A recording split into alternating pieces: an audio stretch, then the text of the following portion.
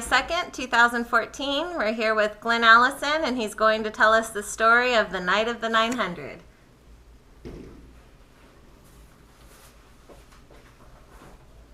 Andrea, this is a day that didn't start out anything too great. I went to work as I normally do in a liquor store. I belonged to my brother. That was 32 years and 1 day ago today. Like I said, it didn't start out too great. I bowled in an early league that night, the 6 o'clock league called Frank Gold Cup. And I was trying out a new bowling ball, and I didn't bowl very well the first two games, and matter of fact, I didn't bowl very well through the 9th frame of the 3rd game. But I changed to my yellow dot the last 10th frame of the last game, and I threw 3 strikes in the 10th frame of the last game. So I figured I was going to use that in the next league. I bowled 2 leagues on that particular night, the second league being the Anchor Girl Trio. Well, the Anchor Girl Trio was, as it states, the anchor is the lady on the team. It was a mixed league trio, and the lady on the opposing team was the lady I was dating at the time. And July 1st happened to be her birthday. So she requested that I bowl a 300 game. I said, sure. I said, I bowled one 6 years ago. I'll bowl another one tonight. And as luck would have it, the anchor girl on my team was Leda Acox, who worked here at the Habra 300 Bowl. And she and her husband owned a bowling center where I bowled my very first 300 game in 1947. And Jim and Gleda handed me a check for $25 in 1947 for an open play 300 game. So that was rather unique at that time and for the people who were bowling with me. The leadoff bowler on my team was Dennis Curley, who was Mickey Curley's son, and was a very young man at that time. He's in his, I think he's 60 now. Yeah, he's 64, I believe, now. But anyway, we'll get to the night of the 900 now. I started out naturally with a few strikes, and I got the 1st, the 2nd, the 3rd, the 4th, the 5th, the 6th, the 7th. And when I threw the ball in the 8th frame, it hit solid in the pocket, and there stood the 8th pin. And all of a sudden, the pin came off the left wall and knocked it down. And then I got the 9th strike, and at that time, I mentioned that I bowled the early league. When my teammates in the early league were my brother Bob, my nephew Ron, a gentleman by the name of Harry Keefe, who I've known since the early 40s at the center that I worked in as a pin boy way back in the 40s. But anyway, Bob had gone into the restaurant with his wife to have something to eat, and he happened to come out just as I was bowling the 9th frame, so he stayed there and watched me bowl the 10th frame. And then he went in and told his wife, and his wife just gave him hell. Because she had never seen a 300 game. So I says, okay, well, I'll bowl another one for you now. So but after I threw the 12th shot, I glide-handed everybody about my 300 game and went into the bar and got a little shot of Crown Oil on the rocks and started sipping my Crown Oil while I bowled the 2nd game. One thing I forgot, the 8th frame, when I threw that shot and almost left the 8th pin, the phone rang. And it was from my nephew, Ron, and it was his girlfriend. She said, well, I thought you were coming home as soon as you finished bowling league. And he said, well, I was, but my uncle started striking, so I thought I'd just wait till he quit striking before I came home. And as soon as he quit striking, I'll be there. He was a little late that night. So I started the 2nd game again, and to me it was amazing that I started with a strike because there's such a letdown after a 300 game. But I started off again with a strike, the 1st, the 2nd, the 3rd, everything was pretty solid in the pocket, 4th, 5th, 6th, 7th, And as strange as it may seem, it was the 8th frame again when the solid 8 pin stood, and again a pin came off the left wall and knocked it down. And so I've got 20 strikes in a row, and as strange as it seems, also the phone rang again, and it was Ronnie's girlfriend again. She says, "Don't give me that stuff, he's still striking." He said, "Well, yes, he is." So she came down. They were only about 5 minutes away. She came down and watched the tail end of the second game. And my sister-in-law, Wilma, got to see her 300 game, the second game, as I struck the 9th, 10th, 11th, and 12th, or 2 300s in a row, which I thought was absolutely fantastic. I had done that once before in 1958 in an exhibition. I bowled 259, 300, 300 for an 859. I left 2 10 pins in that set. Never thought I'd ever do that in league play. But anyway, I got the 2 300s, and now I'm thinking, well, boy, if I can just shoot a big 200, I'll have a big 800 series, which I had never had I've shot 801, but that's the biggest series that I'd ever shot. So I proceeded to go into the bar again and get a second Crown Royal because I had finished the first one after the first game. So I got my second Crown Royal and I sipped on it, and I sipped on it all the way through the third game. And again, I started striking, and I got the first and the second and the third and the fourth and the fifth.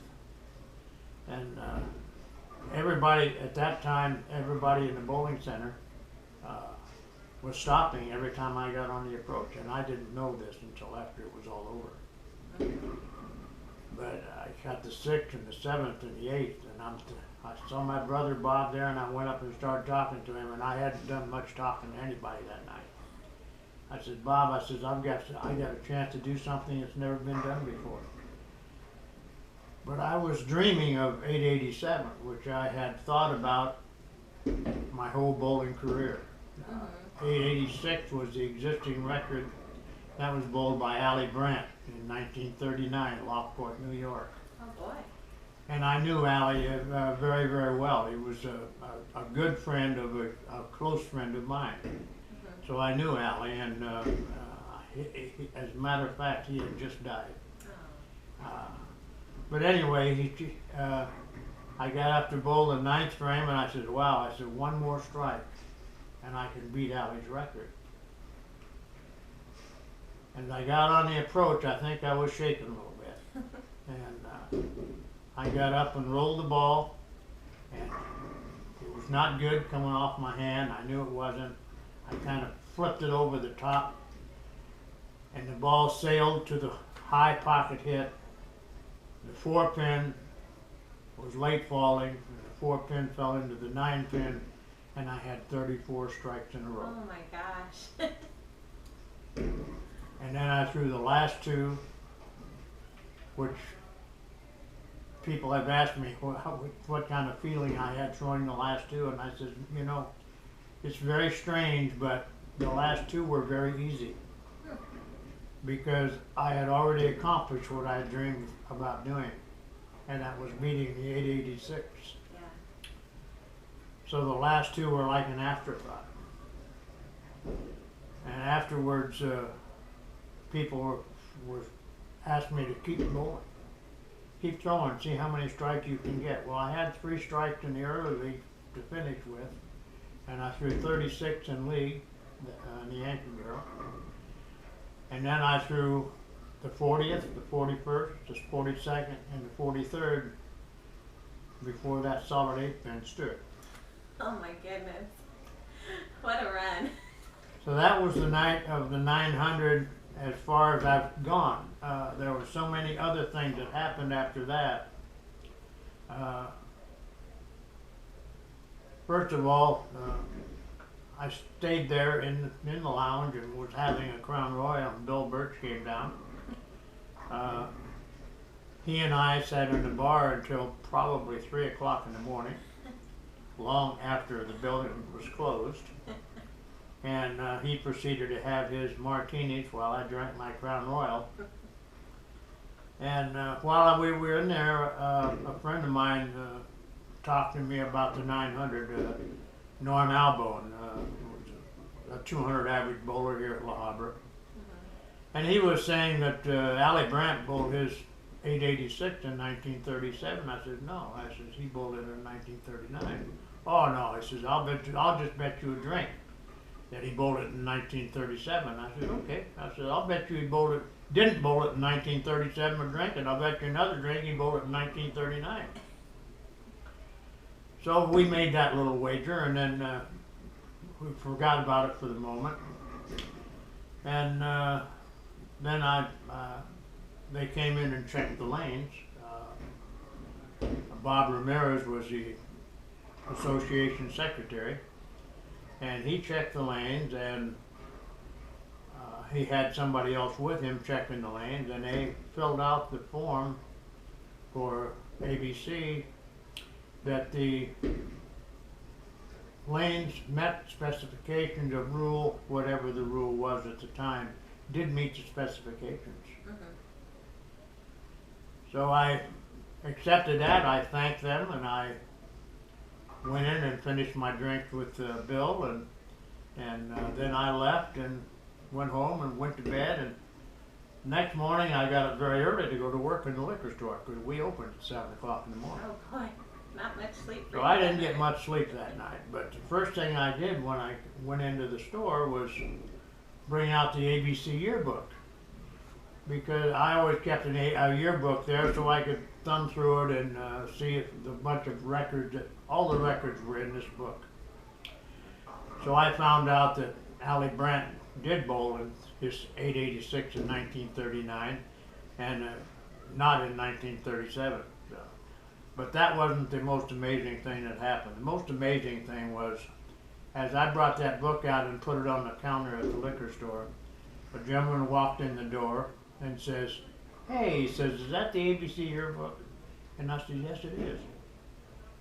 And he says, did you hear what that guy did at La Habra 300 bowl last night? Wow. And I said, yeah, I was there. And you know, I thought that he knew that I was the man. And I never said anything more. I never saw that man before, I never saw him again, and I never told him it was me. Oh wow, I'm sure he figured it out. That is my story, the night of the 900. Now, when did you find out that the ABC didn't approve the lane condition? 2 hours after I opened the liquor store, I got a call. I forget who called me, but from here.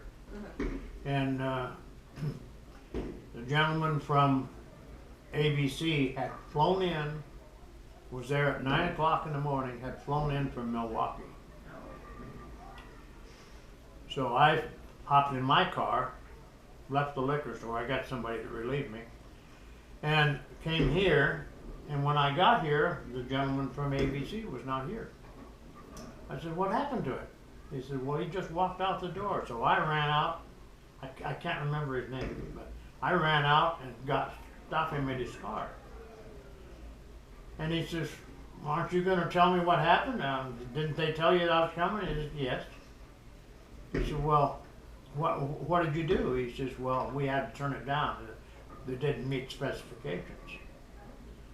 I said, well, thanks for telling me. And that was the end of that conversation, and he left. Now, being that the oil had sat for a good 12 hours at that point, I mean, I imagine the condition could have changed from when it was originally inspected by Bob Ramirez, correct? Not only that, but bowling in the second league, it's almost impossible for the lane to be blocked. Yeah. What they were considering blocked. So. Did you try going against that opinion, that decision at the time? I made an appeal. A friend of mine paid my way to fly back to fly into Chicago, where Jim Dressel from the Bowler Journal picked me up at the airport, drove me to Milwaukee, waited for me to make my appeal, heard me when I come out of the appeal, because he wasn't welcomed in there, took me to a bar where I could drown my sorrows, Took me back to the airport and let me fly home. Oh my goodness. Have you, in the last, 32 years, have you had anybody else trying on your behalf to get the decision overturned? Well, it's happened several times. There's been many, many petitions about getting it sanctioned. So far, ABC and USBC now have decided against sanctioning the Mine 900. There have been, I believe, 24 bowls since that time, but it took them 15 years to get the first one. So there was 15-year gap after you bowled your 900 series before somebody else did it. And you are aware that there's a new petition out that's gotten quite a bit of activity that Kevin Hahn had started at. Yeah, Kevin is a bowler out of the Northwest. I'm not sure whether it's Washington or Oregon, but he's a gentleman that I got acquainted with last year when I bowled the USBC tournament in Reno. And he was since came down here with a bunch of kids to take him to Disneyland. And while he was in town, he came here and visited with me for about an hour one Tuesday night. Yeah. Yeah. There's over 1,500 signatures already on the petition. I've heard it's up over 3,000 now. Yeah, there's quite a few people that are supporting it, and you have worldwide, you have people supporting this. Even out of the United States of America, people believe that you are the original 900 series holder. Columbia. Let me preface this a little bit. First of all, on July 2nd, Bill Birch gave me a check for $1,000 for bowling the 900. And then I got a call from Columbia Industries, who was the maker of the Yellow Dot bowling ball. They asked me to fly to San Antonio and to bring the bowling ball with me, and they paid me $3,000 for the bowling ball. Wow. And at that time they enclosed it in glass, and it was in the factory. Now I don't know whether the factory is still in existence or not.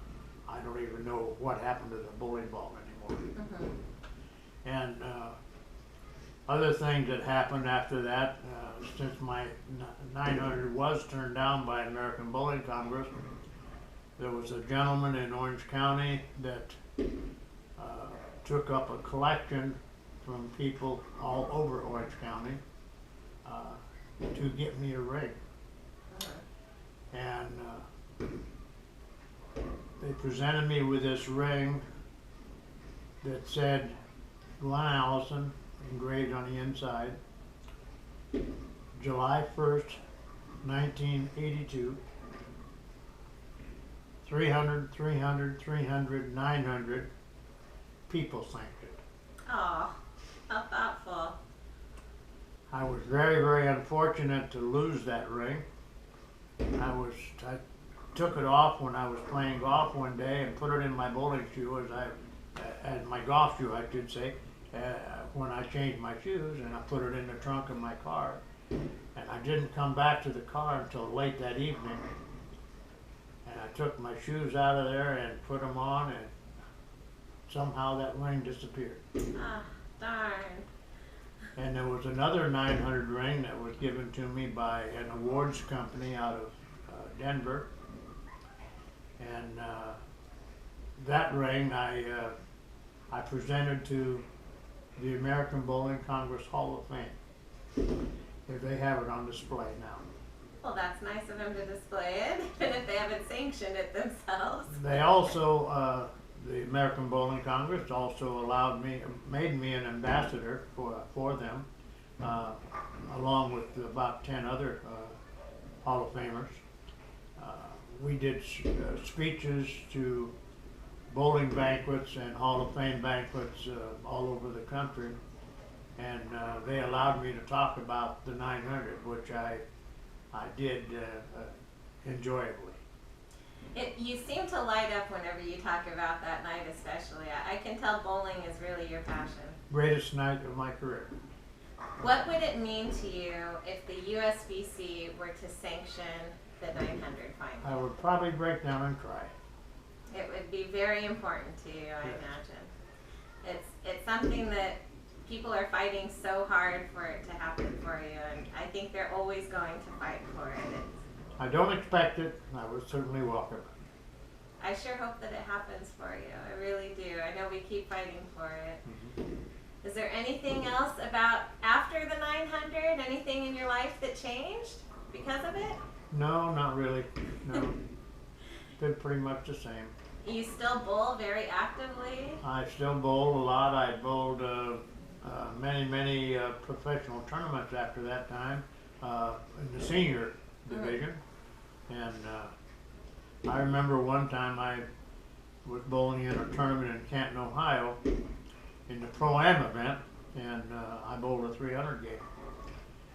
And this happened to be 1982. And I was walking across the concourse because there was a split house. There was 20 lanes on both sides of the house. And I was walking to the other side and to bowl my second game. And some guy was talking to another gentleman there, and he says, "Did you hear somebody just shot 300 over here?" They said, "Well, who was it?" He said, "Well, who else?" Earned quite the reputation for yourself. I remember asking you how many 300s you shot. You said you've lost count at this point. Yeah, I have.